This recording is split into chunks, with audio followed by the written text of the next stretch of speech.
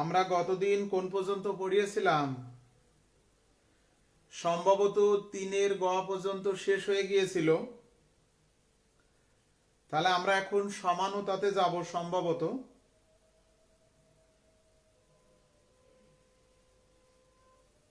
তাওসিফ, এই গ্রুপে নামকরণ শেষ হওয়ার পর carbonium ion, carbon anion, free radical অর্থাৎ বন্ধনের বিভাজন, এই টপিকস আলোচনা হয়েছিল গত ক্লাসে। ঠিক আছে রিদি, একটু থাকো, 7:15 পর্যন্ত থাকো একটু।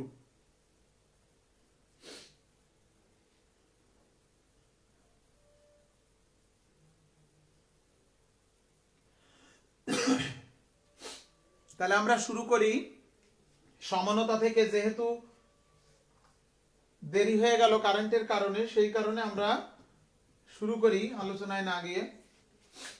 সমানতা,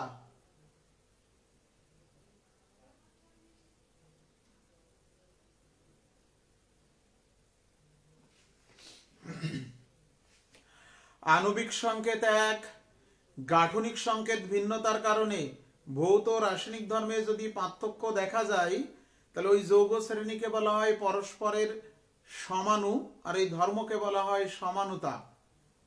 সমানুতা তোমরা এসএসসিতেও পড়েছো, কিন্তু ইন্টারমিডিয়েটে সমানুতার আরেকটু পরিধি বাড়বে, সংজ্ঞা একটু চেঞ্জ হবে। কারণ যেহেতু পরিধি বাড়বে, সংজ্ঞাটারও লেন্থ বাড়বে।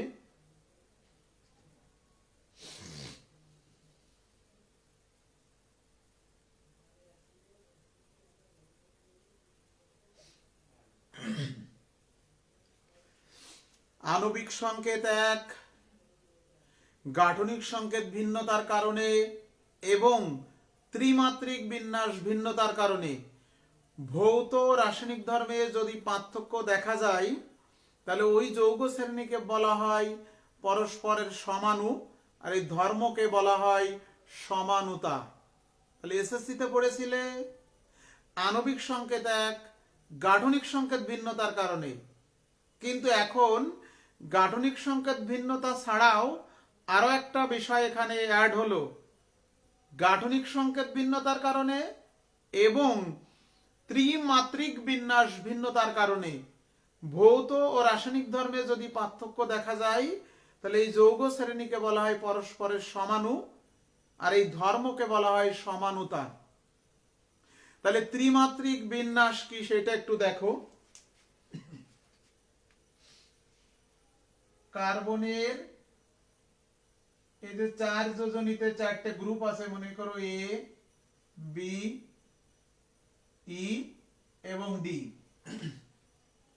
কার্বনের 4 যোজনীতে 4টে গ্রুপ আছে। যদি এরকম হয় বি, ডি, এ, ই, দেখো একই আণবিক সংকেত, গাঠনিক সংকেত এক। কার্বনের 4 যোজনীতে যে গ্রুপ 4টে আছে, এখানেও সেই 4টে গ্রুপ আছে এ, বি, ডি, ই, কিন্তু ত্রিমাত্রিক বিন্যাস আলাদা। এ যে স্থানিক বিন্যাসে ছিল সেখানে এখন বি, আর বি যে স্থানিক বিন্যাসে ছিল সেখানে এখন ডি, আর ডি যে স্থানিক বিন্যাসে ছিল সেখানে এখন এ। ইটাকে আমি চেঞ্জ করিনি, তাহলে সার্বিকভাবে ত্রিমাত্রিক বিন্যাস কিন্তু চেঞ্জ হলো। তো গঠন এক। কার্বনের 4 যোজনীতে আগেও যে গ্রুপ ছিল এখনো সেই গ্রুপ আছে।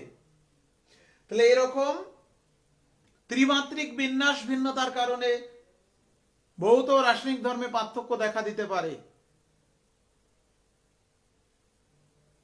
তাহলে সমানতার সংজ্ঞাটা আরেকবার বলি। আণবিক সংকেত এক, গাঠনিক সংকেত ভিন্নতার কারণে এবং ত্রিমাত্রিক বিন্যাস ভিন্নতার কারণে ভৌত রাসায়নিক ধর্মে পার্থক্য দেখা যায়। এই যৌগ শ্রেণীকে বলা হয় সমানু পরস্পরের, আর এই ধর্মকে বলা হয় সমানুতা। তো সমানুতা দুই প্রকার। উচ্চতর ক্লাসে সমানুতা কিন্তু আরো এক প্রকার আছে, তিন প্রকার। তো আমাদের ইন্টারমিডিয়েটে সমানুতা দুই প্রকার। এক হলো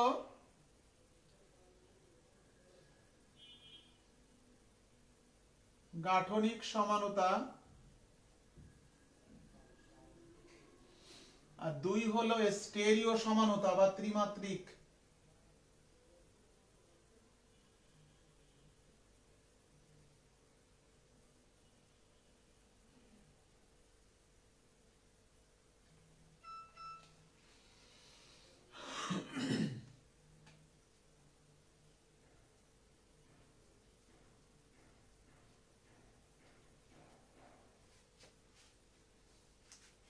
আমরা আজকে গাঠনিক সমানুতাটা আলোচনা করি, তারপরে স্টেরিও সমানুতায় যাব। আণবিক সংকেত এক শুধুমাত্র গাঠনিক সংকেত ভিন্নতার কারণে, আণবিক সংকেত এক গাঠনিক সংকেত ভিন্নতার কারণে ভৌত রাসায়নিক ধর্মে যদি পার্থক্য দেখা যায়, তাহলে সেই সমাণুগুলোকে বলা হয় গাঠনিক সমাণু, আর এই ধর্মকে বলা হয় গাঠনিক সমানুতা। তাহলে গাঠনিক সমানুতা শুধুমাত্র আণবিক সংকেত এক থাকবে গাঠনিক সংকেত ভিন্নতার কারণে, শুধুমাত্র গাঠনিক সংকেত ভিন্নতার কারণে। এই ত্রিমাত্রিক বিন্যাস সমানুতা না, সমানুতা দুই প্রকার।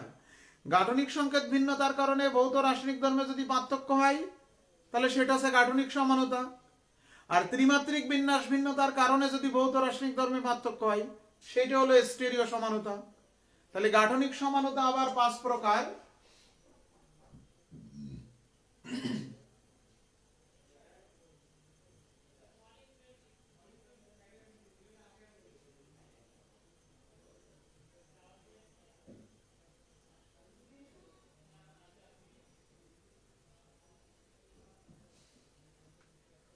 নাম্বার ওয়ান, চেইন সমানুতা।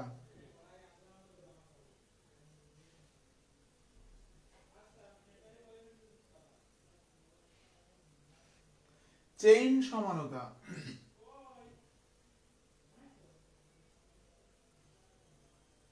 আণবিক সংকেত এক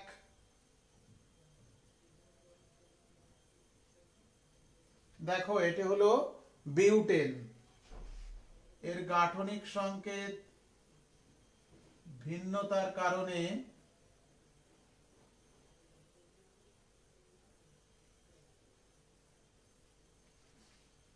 দুটো যৌগেরই কিন্তু আণবিক সংকেত C4H10।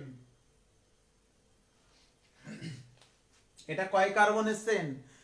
4 কার্বনের বিউটেন। এটা কিন্তু দেখো 3 কার্বনের চেন আইসোবিউটেন। নাম্বারিং করলে 1 2 3 4, 4 কার্বনের চেন। এটা 3 কার্বনের চেন।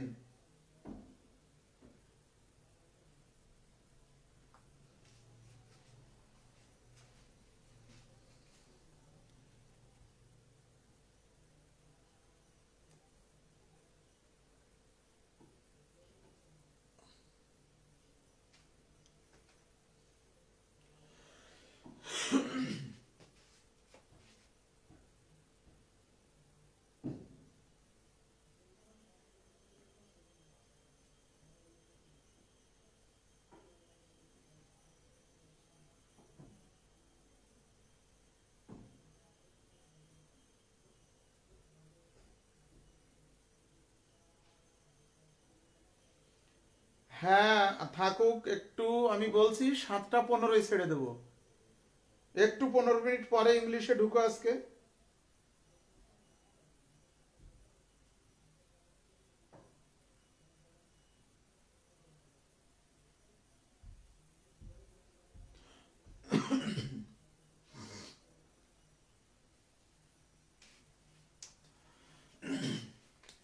এটা হলো নরমাল বিউটেন, এটাকে আমরা বলি আইসোবিউটেন। আণবিক সংকেত C4H10, কিন্তু গাঠনিক সংকেত ভিন্নতার কারণে দেখো এখানে 2 নম্বর কার্বনে দুটো হাইড্রোজেন, এখানে 2 নম্বর কার্বনে একটা হাইড্রোজেন, তাহলে গাঠনিক সংকেত কিন্তু ভিন্ন। এটা নরমাল বিউটেন, এটা আইসোবিউটেন। এই নরমাল বিউটেনের থেকে আইসোবিউটেনের ধর্ম কিন্তু আলাদা, ভৌত এবং রাসায়নিক ধর্ম সামান্য পার্থক্য দেখা যায়। এটা 4 কার্বনের চেন, এটা 3 কার্বনের চেন। এই ধরনের সমানতাকে আমরা চেইন সমানতা বলি। কি হলো আবার?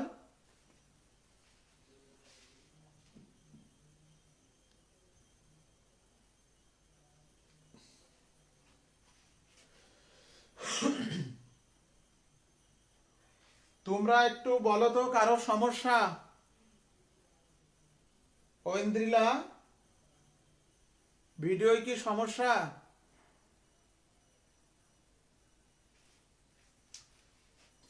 2 নম্বর অবস্থান সমানতা।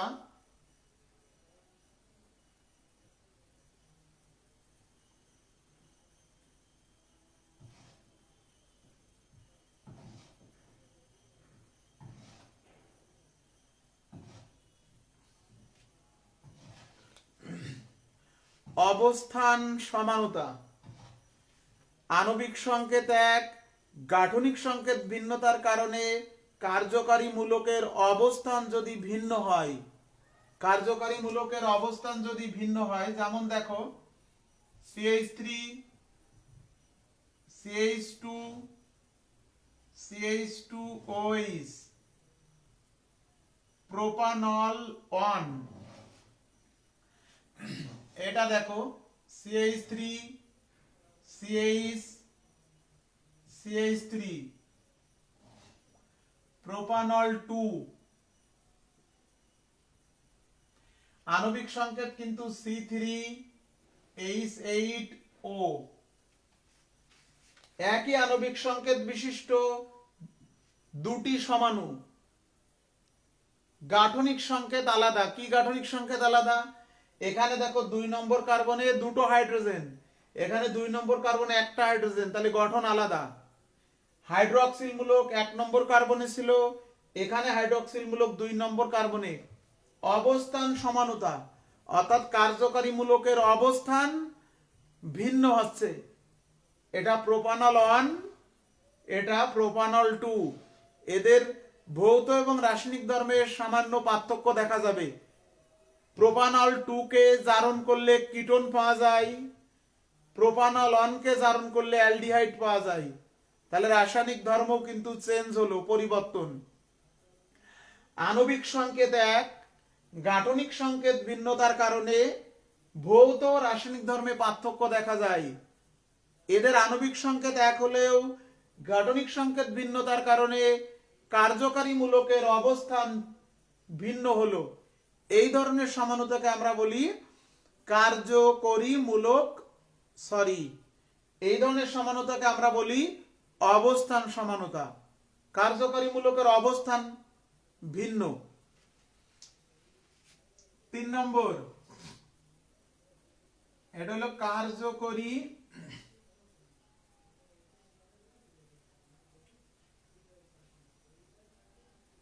মূলক সমানতা।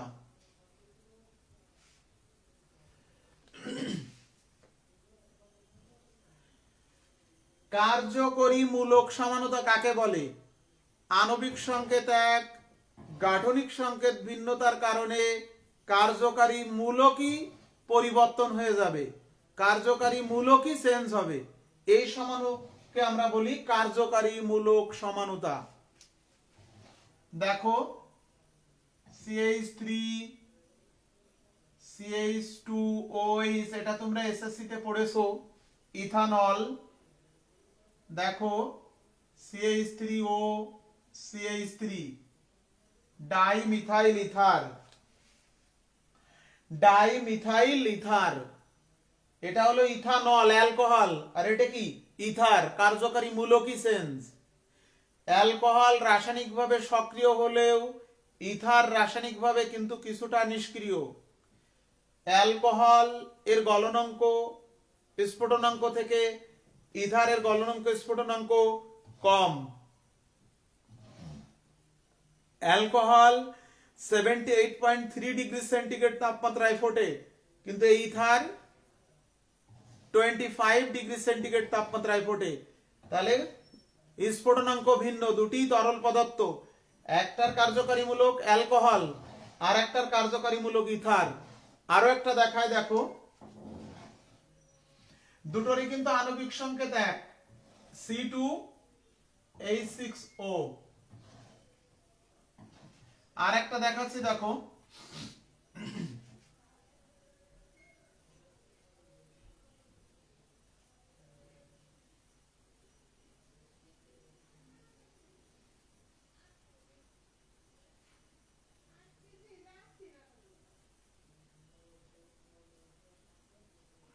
প্রোপানঅ্যালডিহাইড।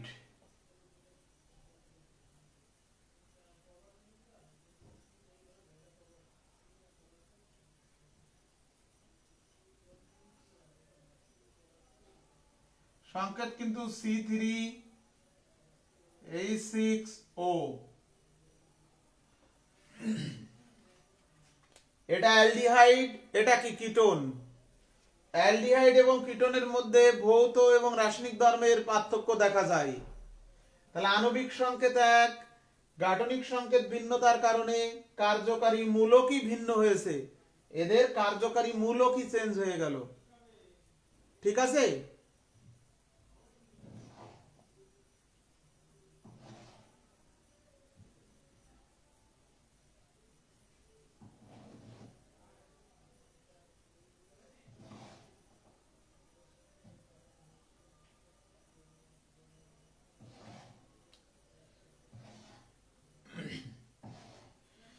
তাহলে আমরা বললাম যে গাঠনিক সমানতা 5 প্রকার, তার 3 প্রকার কিন্তু আলোচনা করলাম।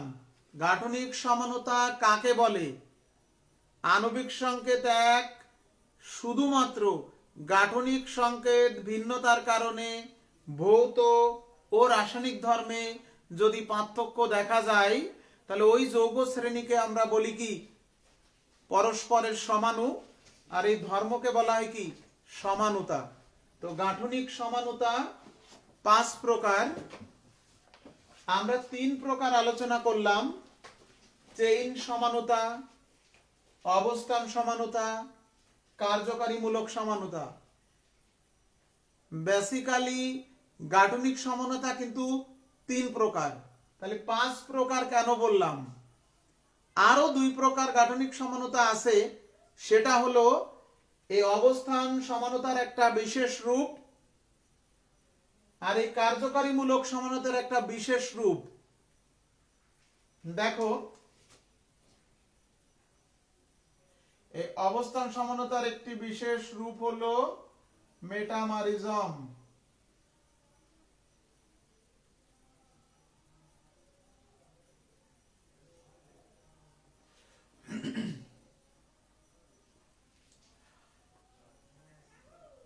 আণবিক সংকেত এক,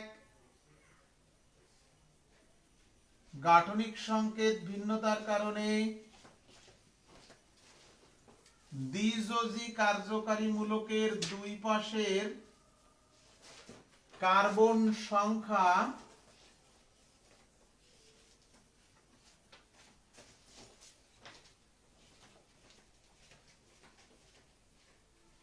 দেখো এই পাশে 2 কার্বন, এই পাশেও 2 কার্বন, কিন্তু একই যৌগ। এই পাশে 1 কার্বন, এই পাশে 3 কার্বন। এটাও ইথার, এটাও ইথার, কার্যকারী মূলক এক আছে। অবস্থান দেখো, ইথার মূলকের অবস্থান মাঝখানে, অর্থাৎ ইথার মূলকের দুই পাশে কার্বন সংখ্যা সমান তো অসমান। তাহলে কার্যকারী মূলকের অবস্থান ভিন্নতার কারণে, কার্যকারী মূলকের অবস্থান ভিন্নতার কারণে দুটি ভিন্ন সমাণু হলো, যাদের ধর্ম কিন্তু ভিন্ন। এই ধরনের অবস্থান সমানুতাকে বলা হয় মেটামারিজম। তাহলে সব মেটামারিজমই অবস্থান সমাণু, কিন্তু সব অবস্থান সমাণু কিন্তু মেটামারিজম না। আর একটা উদাহরণ দিই,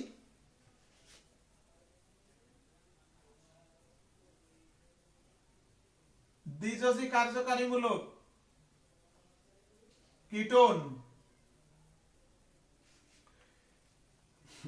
প্রণামী বিশ্বাস বেঁধে যাচ্ছে বারবার, তাই কি?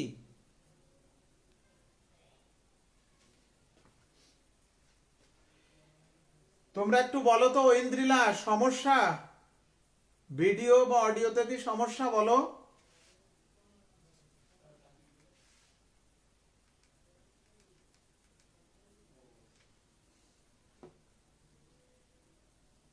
প্রিয়ন্তী মজুমদার সবাই তো বলছে অলোকে, আমার ঠিক আছে, বাড়তে পারে দু একজনের পরে, দেখে নিও। দেখো লাইভে থাকো এখন, পরে দেখে নিও, খেয়াল করো একটু।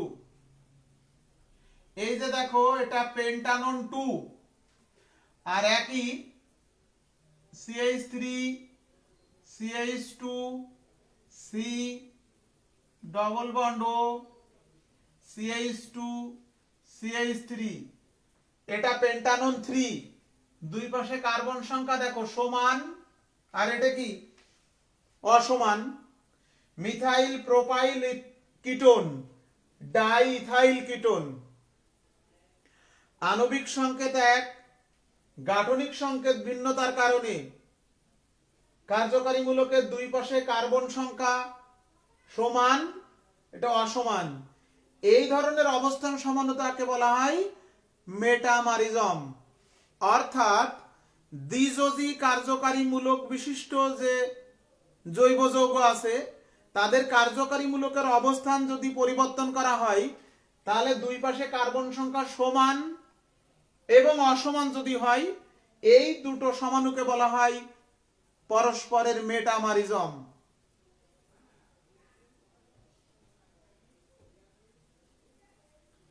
ও ঐন্দ্রিলা, তুমি কি খুলনায় গেছো? বাড়িতে নতুন বাড়িতে গেছো নাকি পুরনো বাড়ি নতুন করেছে বাবা তাই গিয়েছো?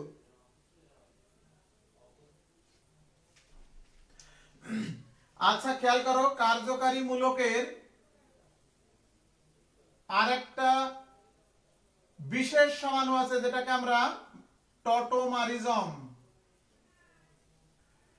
টটোমারিজম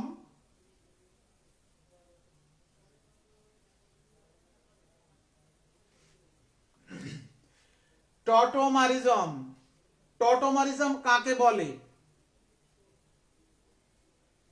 কার্যকারী মূলকের একটা বিশেষ সমাণু, তার মানে আণবিক সংকেত এক, গাঠনিক সংকেত ভিন্নতার কারণে কার্যকারী মূলকই ভিন্ন হবে, কিন্তু একটা বিশেষ যৌগের ক্ষেত্রে এটা হয়, সব যৌগের ক্ষেত্রে হয় না। দেখো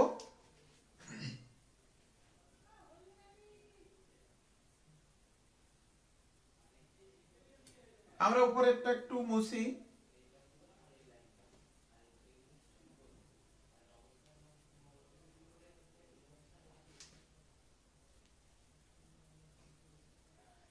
শুধুমাত্র কার্বনিল যৌগের ক্ষেত্রে এটা সম্ভব হয়।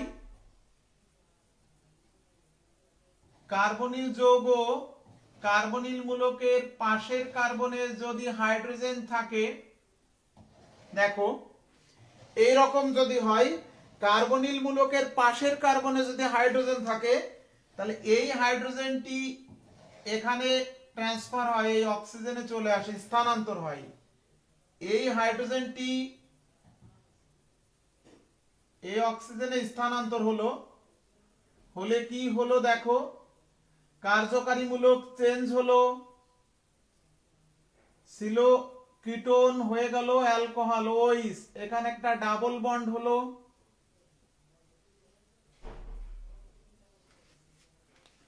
ছিল কিটোন হলো ইন অল, তাহলে কিটোন থেকে ইন অল, আবার ইন অল থাকলেও কিটোন হবে। এই বিশেষ কার্যকারীমূলক সমানতাকে বলা হয় টটোমারিজম। তাহলে সব কার্যকারীমূলক সমানতা কিন্তু টটোমারিজম না, শুধুমাত্র কিটোন থাকলে ইনল হবে, আবার ইনল থাকলে কিটোন হবে। কিটোন এখানে একটি কার্যকারী মূলক কার্বনিল কিটোনিক মূলক, আর এই যৌগটিতে দেখো সমাণু, এই সমাণুটিতে দুটি কার্যকারী মূলক অ্যালকোহলিক এবং অ্যালকিন, দ্বিবন্ধন আছে, আবার হাইড্রোক্সিল মূলকও আছে। এটা দুটি কার্যকারী মূলকের রূপান্তর হলো। তাহলে সিলোকিটোন হয়ে গেল ইনল, কিটোন ইনল টটোমারিজম, এটা গতিশীল কার্যকারী মূলক সমানতা। দেখো উভমুখী চিহ্ন দেয়া আছে, কিটোন থাকলে আপনা আপনি ইনলে রূপান্তর হয়, ইনল থাকলে আপনা আপনি কিটোনে রূপান্তর হয়। যেহেতু কিটোনে একটি কার্যকারী মূলক আর ইনলে দুটি কার্যকারী মূলক, তাহলে এটা বেশি সক্রিয়, এর তুলনায় এ কম সক্রিয়। সাম্য অবস্থায় ইনলের পরিমাণ কম থাকবে, কিটোনের পরিমাণ বেশি থাকবে সাম্য অবস্থায়, যেহেতু এটা কম সক্রিয়, অধিক স্থিতিশীল, যেহেতু এখানে একটা কার্যকারী মূলক আছে। তাহলে আমরা সমানতা কাকে বলে, সমানতার কয় প্রকার সেটা, আর এক ধরনের সমানতা গাঠনিক সমানতা আমরা আলোচনা করলাম। গাঠনিক সমানতা আমরা আলোচনা করলাম।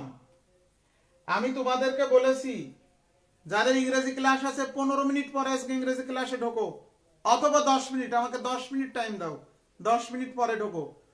তাহলে আমি গাঠনিক সমানতা আলোচনা করলাম। স্টিরিও সমানতা শুধু কাকে বলে একটা উদাহরণ আমরা আলোচনা করব, পরের ক্লাসে আমরা স্টিরিও সমানতা আর বাকিটা শেষ করব। খেয়াল করো আগে।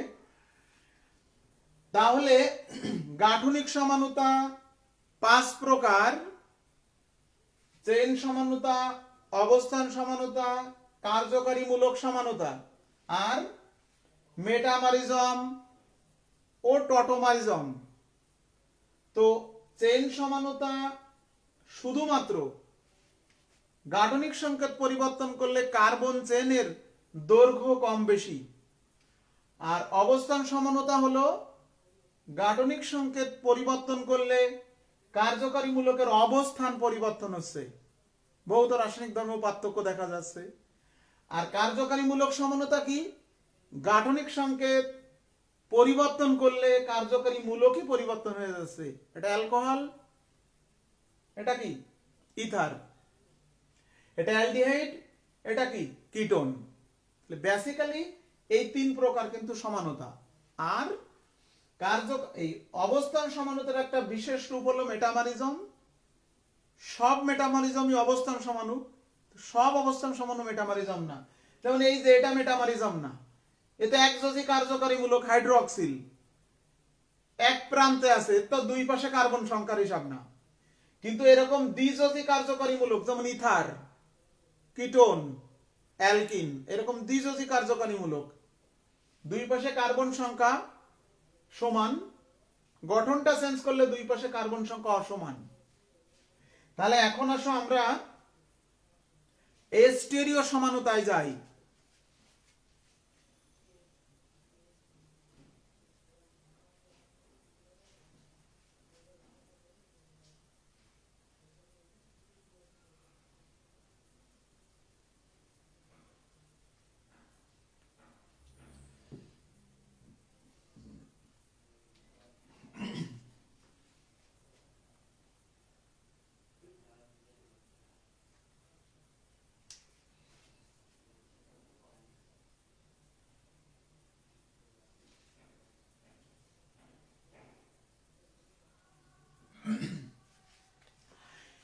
স্টিরিও সমানতা কাকে বলে আগে সংজ্ঞায় আসো।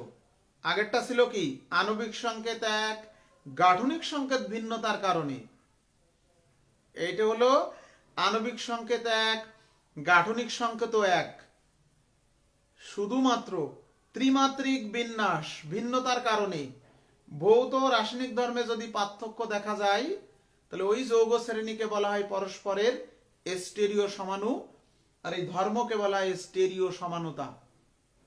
আবার বলি, আণবিক সংকেত এক, গাঠনিক সংকেত এক, শুধুমাত্র ত্রিমাত্রিক বিন্যাস ভিন্নতার কারণে ভৌত রাসায়নিক ধর্মে যদি পার্থক্য দেখা যায় তাহলে ওই যৌগ শ্রেণীকে বলা হয় স্টেরিও সমাণু, আর এই ধর্মকে বলা হয় স্টেরিও সমানুতা। স্টেরিও সমানুতা দুই প্রকার। এক,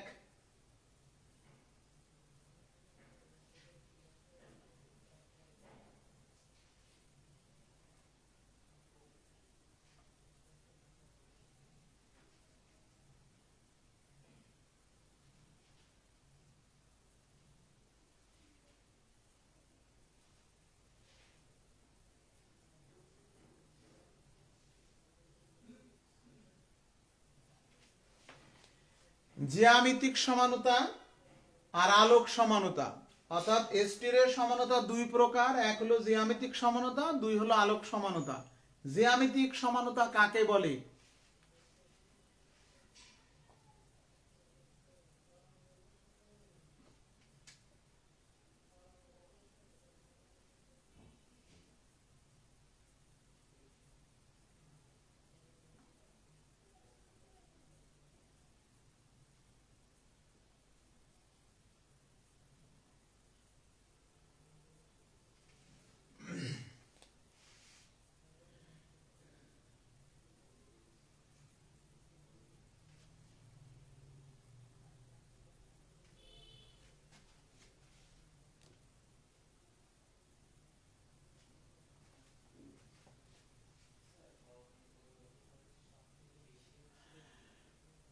আণবিক সংকেত এক, গাঠনিক সংকেত এক।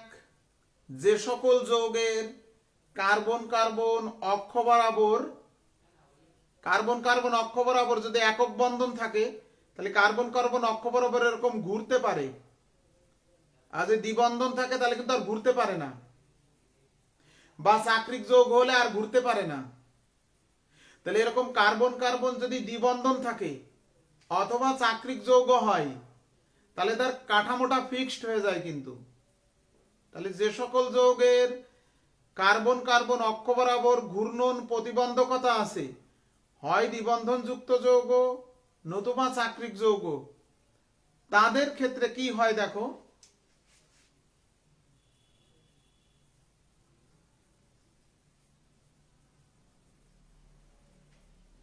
প্রতিস্থাপিত অ্যালকিন,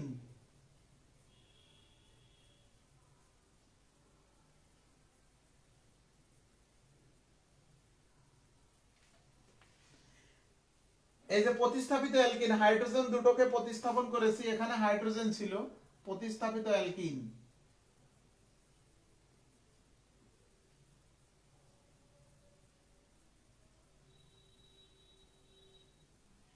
এই যে এইচ এর পরিবর্তে বি আর একটা এইচ এর পরিবর্তে এ, একই দিকে এ আছে, এটাকে আমরা বলি সিস সমাণু।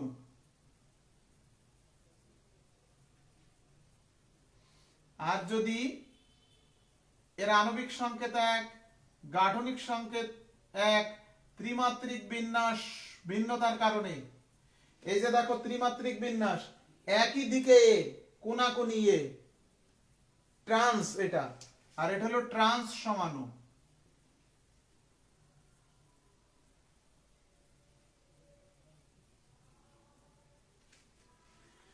তাহলে যে সকল যৌগের কার্বন কার্বন অক্ষ বরাবর ঘূর্ণন প্রতিবন্ধকতা আছে, অর্থাৎ দ্বিবন্ধন যুক্ত যৌগ অ্যালকিন অথবা চাক্রিক যৌগ, যাদের আণবিক সংকেত এক, গাঠনিক সংকেত এক, ত্রিমাত্রিক বিন্যাস ভিন্নতার কারণে দুটি ভিন্ন কনফিগারেশন পাওয়া যায়, এটা একই দিকে এ আর এটা দেখো কোনাকুনি ট্রান্স অবস্থানে, এটা সিস সমাণু, এটা ট্রান্স সমাণু, এই দুটোর মধ্যে ভৌত এবং রাসায়নিক ধর্মে পার্থক্য দেখা যায়, তাহলে এদেরকে বলা হয় জ্যামিতিক সমানুতা। দেখো উদাহরণ দিই এবার, CH3 C CH3 একই যৌগ,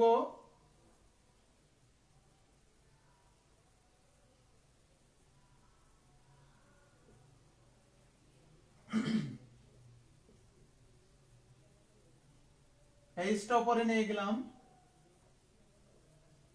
দেখো ট্রান্স সমাণু, এটার নাম হলো 1 2 3 4 সিস 2 বিউটিন,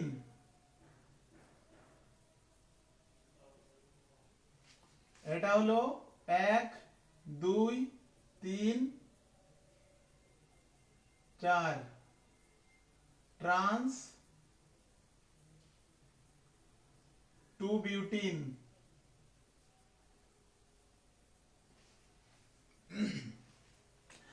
আণবিক সংকেত এক, গাঠনিক সংকেত এক। কার্বন কার্বন অক্ষ বরাবর এই যে ডাবল বন্ড থাকার কারণে ঘুরতে পারছে না, কার্বন কার্বন অক্ষ বরাবর ঘূর্ণন প্রতিবন্ধকতা হয়ে গেছে। তাহলে এর ত্রিমাত্রিক বিন্যাস চেঞ্জ করেছি। দেখো CH3 এক্স অক্ষ বরাবর ছিল, এইচ মনে করো ওয়াই অক্ষ বরাবর ছিল। এখন দেখো CH3 ওয়াই অক্ষ বরাবর, এইচ হচ্ছে এক্স অক্ষ বরাবর। তাহলে ত্রিমাত্রিক বিন্যাস ভিন্নতার কারণে দুটি ভিন্ন কনফিগারেশন। এটা সিস সমাণু, এটা ট্রান্স সমাণু। সিস সমাণুতে একই দিকে মিথাইল মূলক, এটা বিকর্ষণ বেশি করে, একই গ্রুপ একই তলে, এটা কোনাকুনি বিকর্ষণ কম করে, এটা অধিক স্থিতিশীল। এর গলনাঙ্ক স্ফুটনাঙ্ক কম কিন্তু এর গলনাঙ্ক স্ফুটনাঙ্ক বেশি, এটা অধিক স্থিতিশীল। রাসায়নিকভাবে সিস সমাণু অধিক সক্রিয়, রাসায়নিকভাবে ট্রান্স সমাণু কম সক্রিয়, যেহেতু সে অধিক স্থিতিশীল।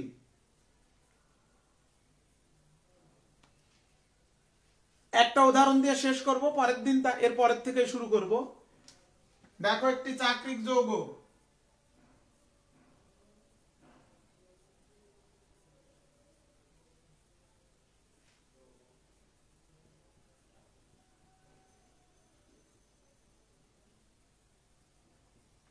One two three cyclopropane.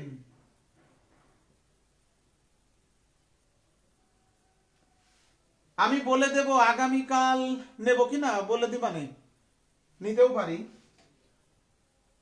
টাইমটা কখন বলে দেব।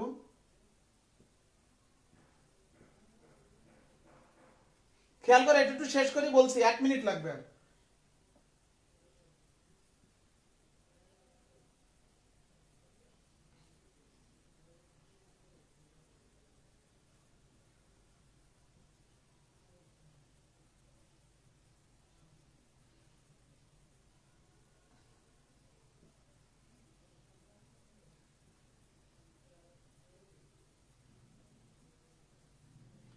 One two three. তাহলে এটা যদি সাইক্লোপ্রোপেন হয়, এটা প্রতিস্থাপিত সাইক্লোপ্রোপেন 1 2, এটা হলো সিস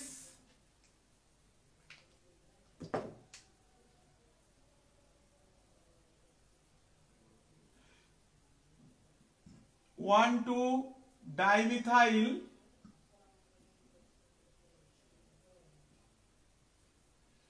সাইক্লোপ্রোপেন।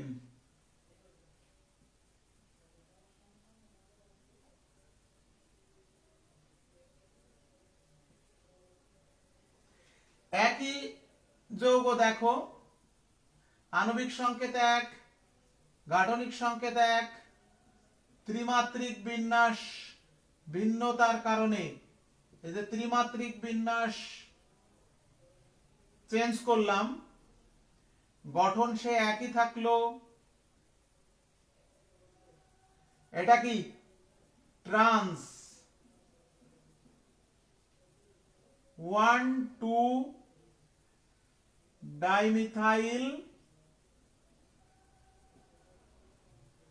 সাইক্লোপ্রোপেন।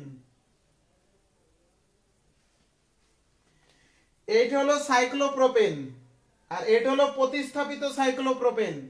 এটা দেখো একই দিকে CH3, এটা দেখো কোনাকুনি CH3, তাহলে এটা সিস 1 2 ডাইমিথাইল সাইক্লোপ্রোপেন। এই সাইক্লোপ্রোপেনের এই হাইড্রোজেন আর এই দুইয়ের থেকে হাইড্রোজেন প্রতিস্থাপন করে দুটো মিথাইল এসছে। আর এটা ট্রান্স 1 2 ডাইমিথাইল সাইক্লোপ্রোপেন, এটা অধিক স্থিতিশীল, ট্রান্স অবস্থানে মিথাইল, এটা একই দিকে মিথাইল আছে, বিকর্ষণ করে, এটা কম স্থিতিশীল।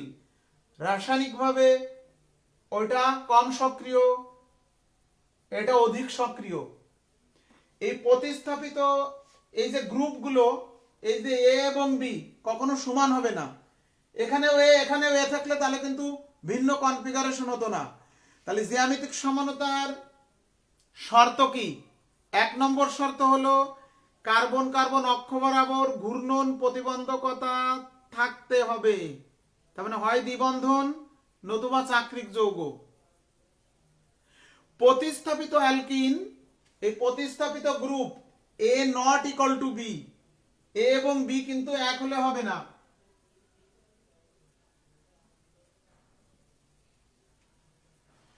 তাহলে তাদের ত্রিমাত্রিক বিন্যাস পরিবর্তন করলে দুটি ভিন্ন কনফিগারেশন পাওয়া যায়, একটি সিস কনফিগারেশন আর একটি ট্রান্স কনফিগারেশন। এইদের ভৌত রাসায়নিক ধর্ম ভিন্ন হয়। এই ধরনের সমাণুকে আমরা বলি জ্যামিতিক সমাণু। আর এই যে ভৌত রাসায়নিক ধর্মের পার্থক্য দেখা যাচ্ছে, এই ঘটনাকে আমরা বলি জ্যামিতিক সমানুতা। তাহলে আজকে এই পর্যন্তই থাক। অনেকের ইংরেজি ক্লাস আছে, আমি 45 মিনিট নিলাম জাস্ট। ওকে, ভালো করে পড়ো, কোনগুলো পড়া হয়েছে একটু দেখো। আজকে আমরা কোনগুলো পড়েছি।